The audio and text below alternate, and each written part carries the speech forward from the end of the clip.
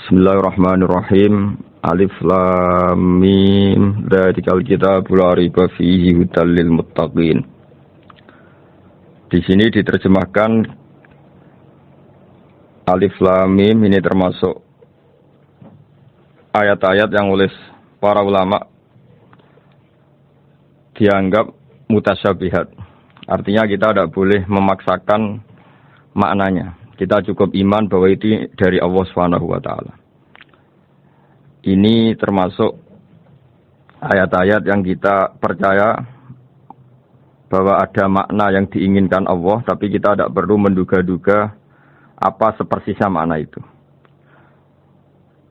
Dzalikal kitabul la raiba fihi, kitab ini tidak ada yang diragukan. Hudal lil muttaqin, petunjuk bagi mereka yang bertakwa. Sahabat Unisia yang kami cintai, yang kami hormati, muttaqin dari kata kerja ittaqa yattaqi ittiqaan. Maknanya adalah menjaga diri. Ada 3 kelas muttaqin dalam terminologi para ulama, istilah yang dikeluarkan para ulama. 1, muttaqin orang yang menghindari perilaku syirik atau perilaku kekafiran. Sehingga menurut para ulama, apapun faseknya seorang mukmin, apapun kelirunya orang mukmin, misalnya pernah mencuri, pernah korupsi, pernah apa saja, masih dianggap mukmin karena dia masih bertauhid la ilaha illallah Muhammadur Rasulullah. Ini muttaqin yang paling kelas pokok, kelas bawah. Kemudian ada muttaqin kelas kedua, yaitu mereka yang menghindari dosa besar tapi tidak bisa menghindari dosa kecil. Misalnya bisa menghindari dosa zina, tapi dia bisa menghindari dosa melihat perempuan yang bukan mahramnya, yang bukan halal bagi dia. Ketiga muttaqin paling ideal, yaitu menghindari dosa besar, juga menghindari dosa kecil, bahkan menghindari sesuatu yang tidak penting. Ini yang dalam terminologi ulama disebut para wali atau para ulama. Yaitu yang dalam ayat ala inna awliya Allahi la khaufun alaihim wa lahum yahzanun. Ini penting kami jelaskan kelas-kelas muttaqin supaya bahwa mukmin tidak pernah keluar dari status iman meskipun dia pernah melakukan satu kesalahan besar. Karena yang dikatakan mukmin adalah siapapun yang meyakini kebenaran risalah Muhammad, risalah yang dibawa Muhammad, berarti dia mukmin. Soal dia melakukan dosa atau apa saja itu menjadikan dia fasik, tapi tidak keluar dari status mukmin. Ini yang dimaksud dalam sebuah hadis, man qala la ilaha illallah dakhalal jannah. Siapapun yang pernah melafadzkan la ilaha illallah iman, maka dia pasti nanti masuk surga. Kemudian ada beberapa pertanyaan dari para sahabat dengan masa lalu orang itu yang macam-macam, Nabi tetap menjawab meskipun dengan masa lalu yang macam-macam. Sebab itu perlu dikaji serius, sebagaimana ada yang ditafsir Sawi bahwa muttaqin itu dari kata kerja ittaqa yattaqi ittiqaan atau ittaqa yattaqi taqwan. Ini maknanya orang yang menjaga diri. Tentu menjaga diri ini ada yang kelas premium, kelas sempurna. Jadi sesuatu apa saja yang bahaya kita jaga, termasuk dosa kecil, melakukan hal yang tidak penting. Ada orang mukmin yang hanya bisa menjaga dari dosa kekafiran, dosa kemusyrikan. Ini pun dengan segala kesalahannya masih ada kemungkinan dimaafkan Allah.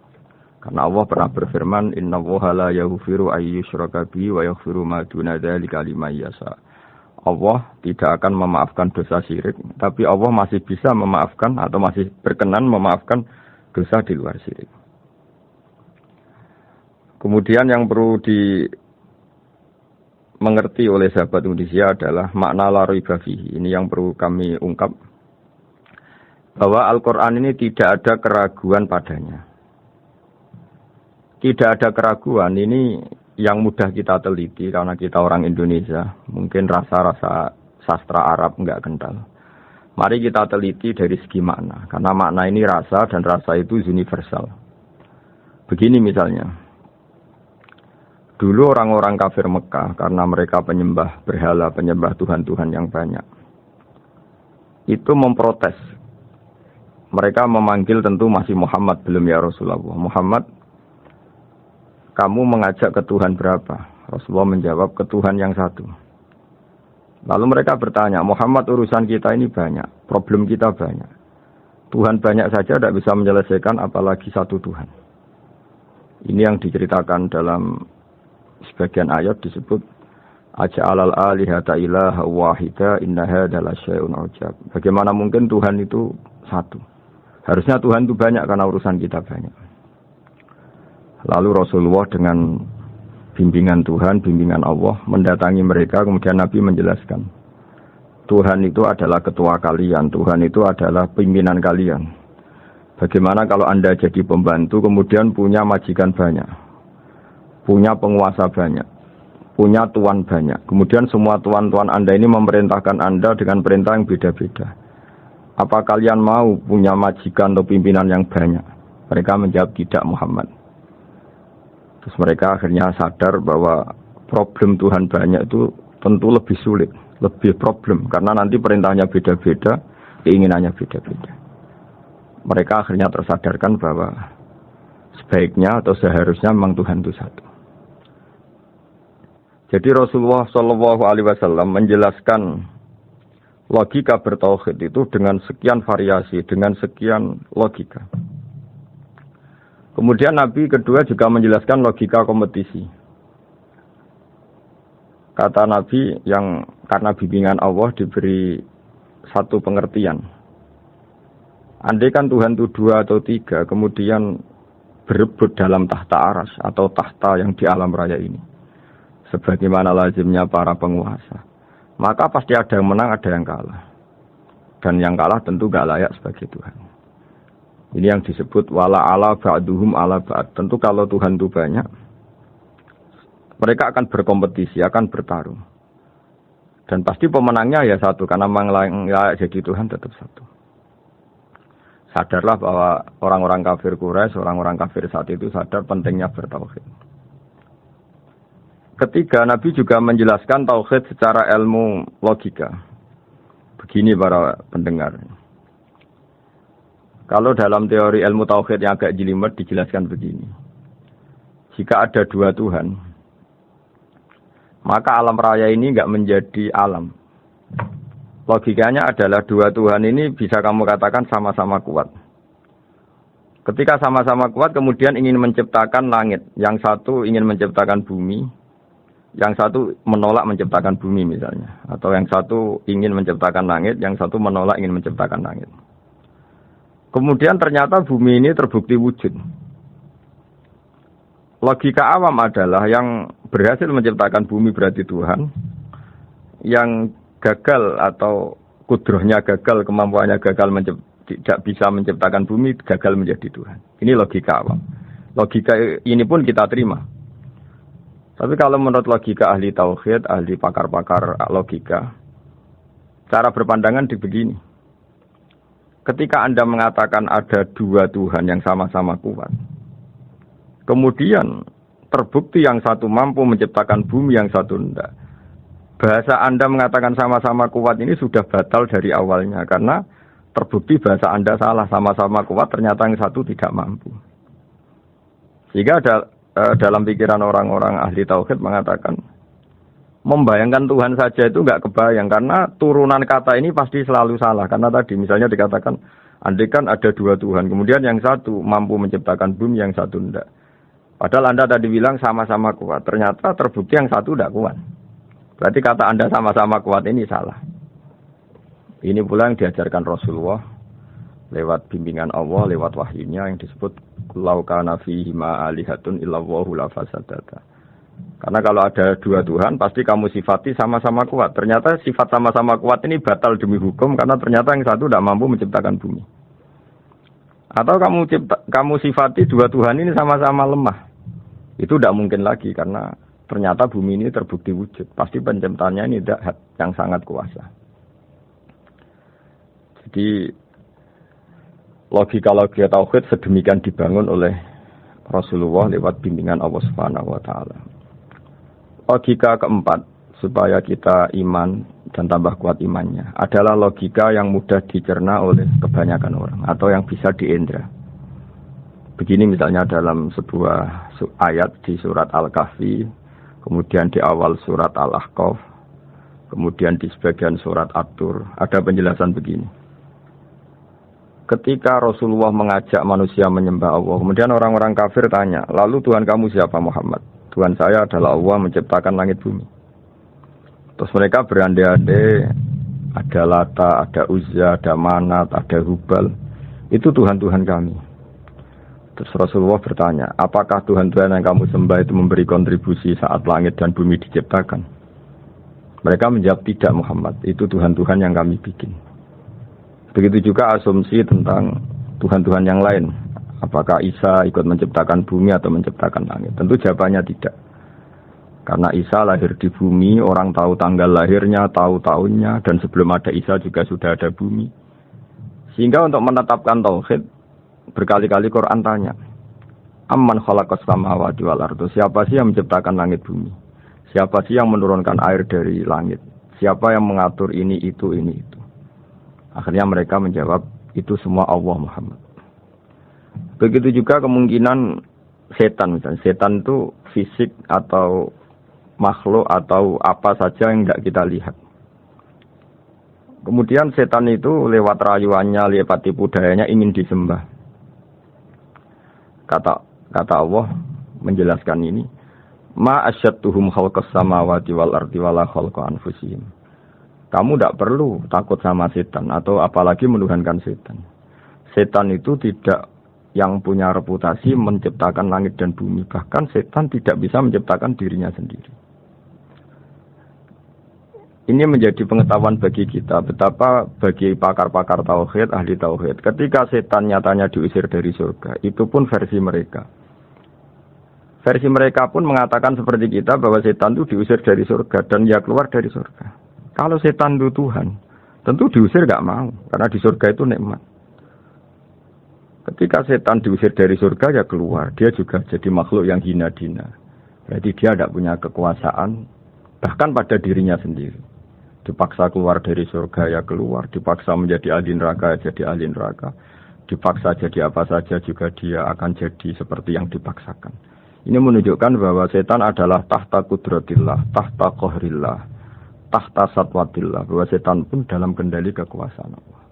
Makanya Allah mengatakan kamu tidak usah menyembah setan, tidak usah nurut sama setan. Setan itu lemah sekali. Karena faktanya dia tidak bisa memaksakan keinginannya.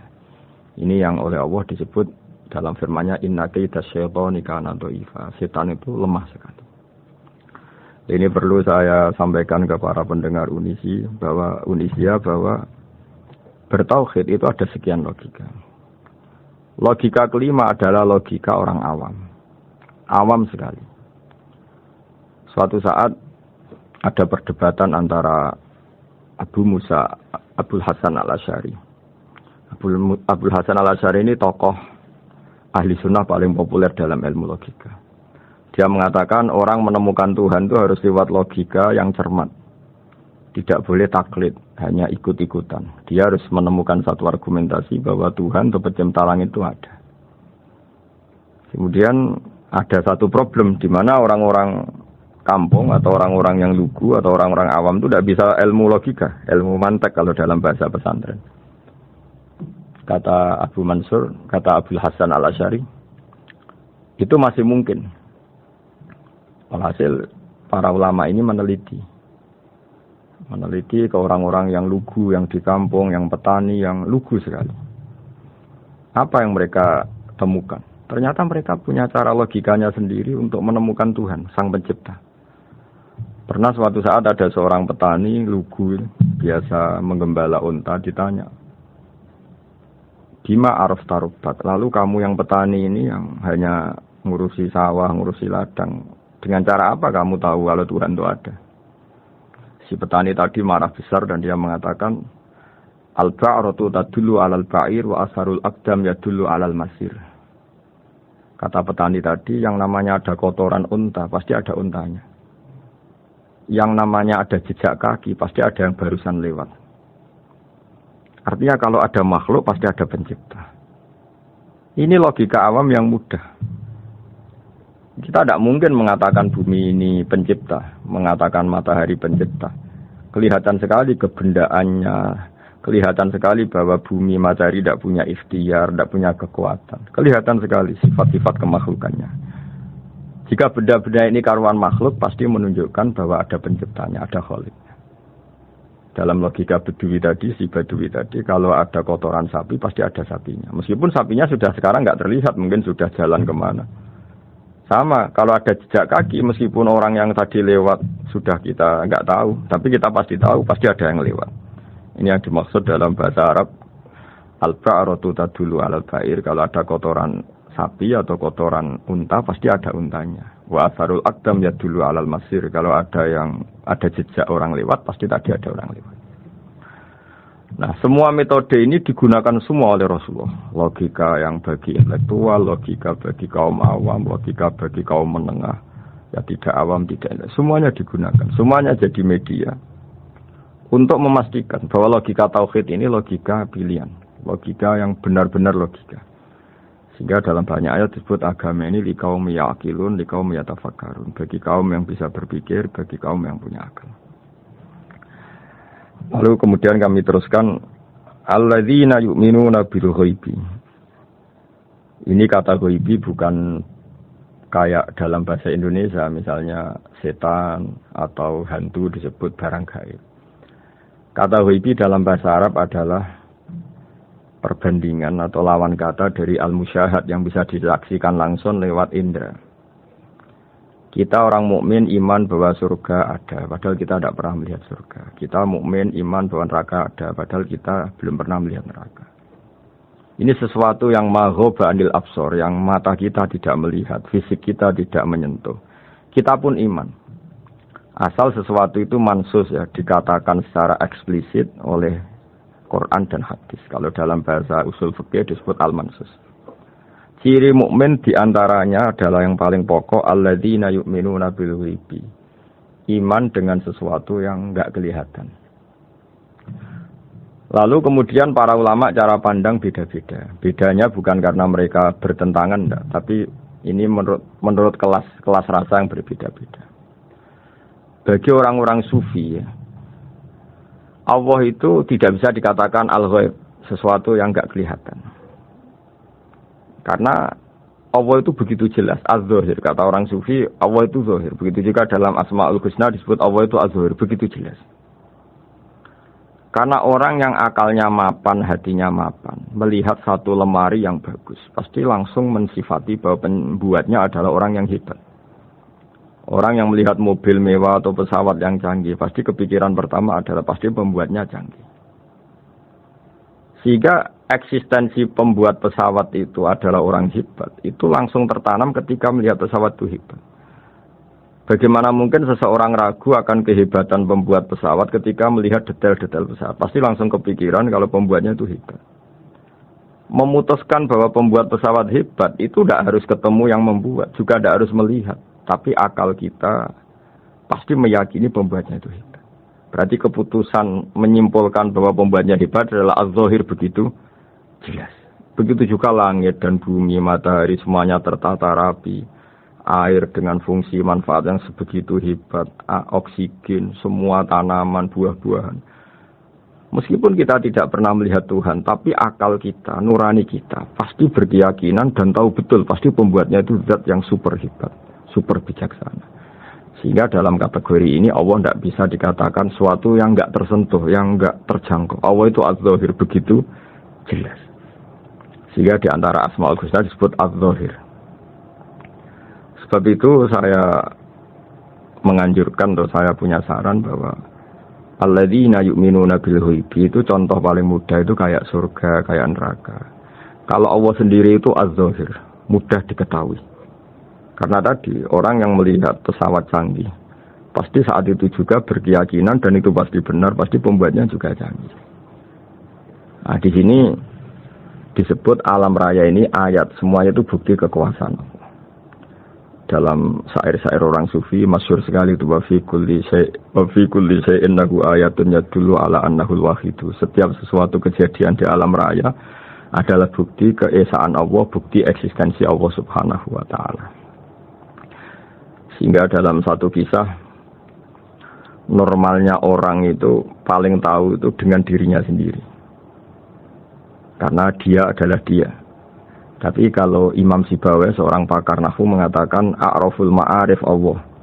Di alam raya ini yang paling mudah dikenali itu ya Allah, pencipta.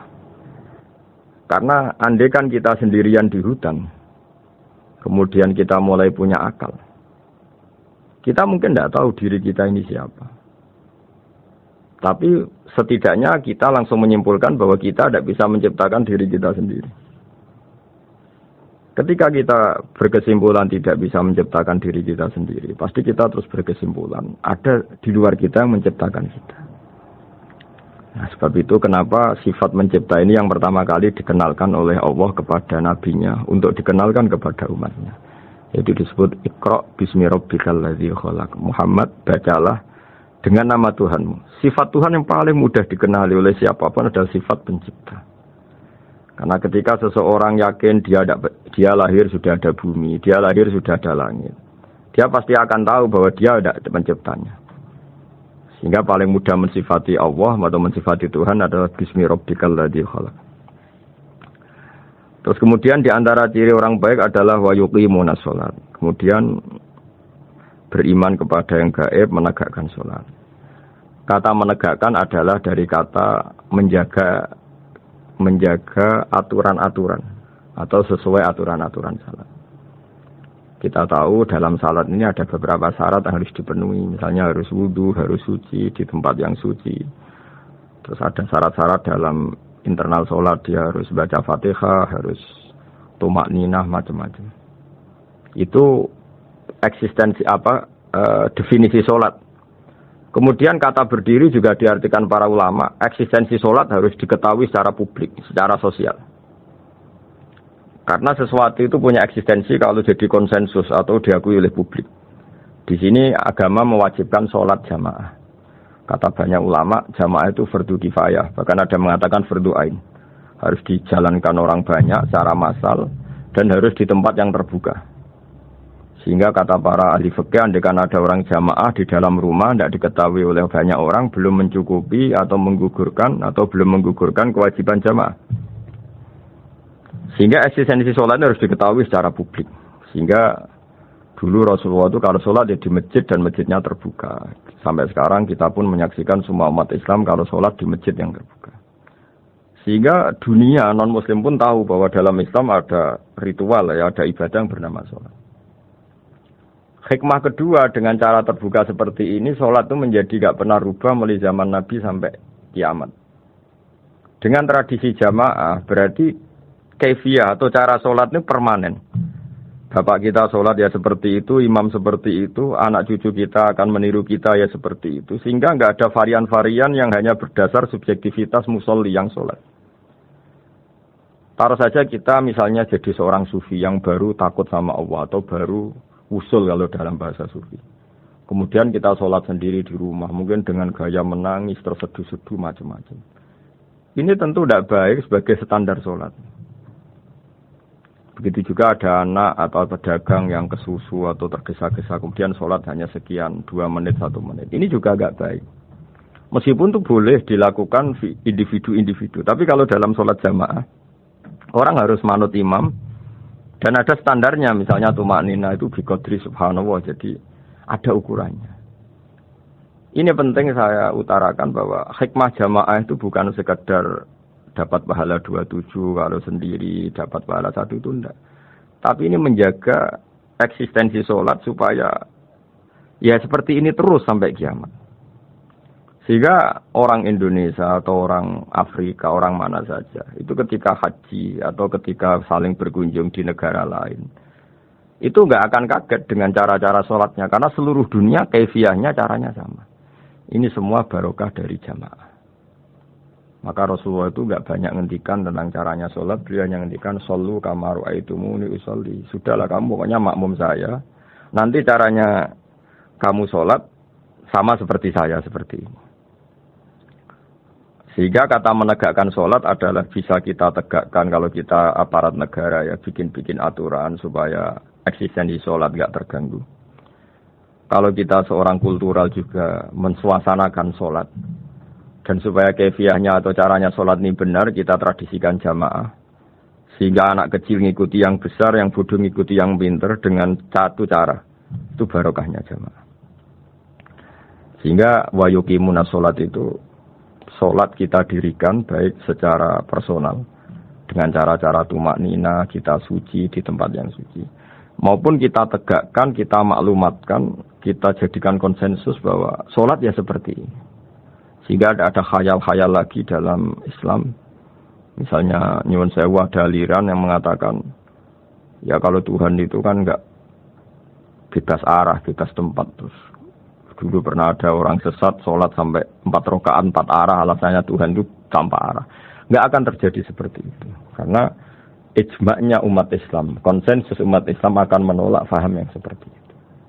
Jadi saya mohon sekali ini pentingnya jamaah. Dengan jamaah maka caranya sholat, cara meyakini madhab kiblat dan sebagainya terjaga ila yaumil qiyamah sampai hari kiamat. Terus sifatnya orang mukmin lagi wa mimma razaqnahum yunfikun dan menafkahkan sebagian rezeki yang kami berikan. Ya ini termasuk zakat, sedekah. Jadi ada sebuah riwayat mengatakan inna fil mali haqqon. Harta itu ada haknya yaitu zakat. Tapi ada juga saran inna fil mali haqqon siwa zakat, di luar keharusan zakat juga ada hak-hak kita untuk memberikan sebagian rezeki kita. Taruh saja misalnya saya punya uang 10 juta.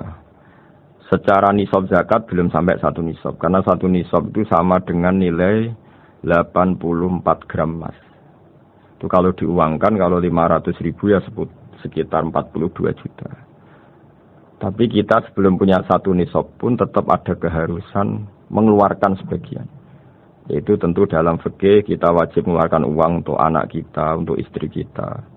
Itu yang wajib-wajib. Kemudian ada sosial, kita nyumbang masjid, nyumbang yatim piatu macam-macam. Sehingga kata para ulama, ciri utama mukmin diantaranya adalah melakukan zakat, baik zakat yang fardu maupun zakat yang sunat. Karena kata zakat itu dimaknai fardu sebetulnya definisi para ahli fikih untuk membedakan zakat yang wajib dengan sedekah. Tapi sebetulnya zaman dulu enggak ada seperti itu. Zakat itu maknanya bersihkan harta. Sedekah dari kata sedekah bukti benarnya iman. Jadi sedekah dari kata dari kosakata sedekah yasduku sidqon, sesuatu yang membuktikan kita loyal itu disebut sedekah. Kita nikah, mas kawin di bahasa Arab kan sedekah dari kata sedekah juga. Kita bukti iman, loyal, kita sedekah. Bukti bahwa kita teman akrab disebut siddiq atau sodik. Kalau dalam bahasa Arab teman namanya juga sodik karena cara bertemanan secara benar, secara loyal.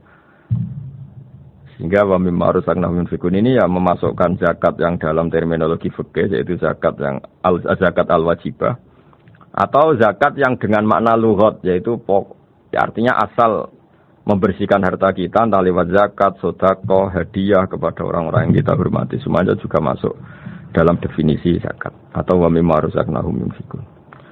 Kemudian sifat terakhir dari orang muttaqin adalah walladzina yu'minuna bima unzila ilaika wa ma unzila min qablika bil akhirati hum yuqinun ulaika ala hudam mir rabbihim wa ulaika humul muflihun.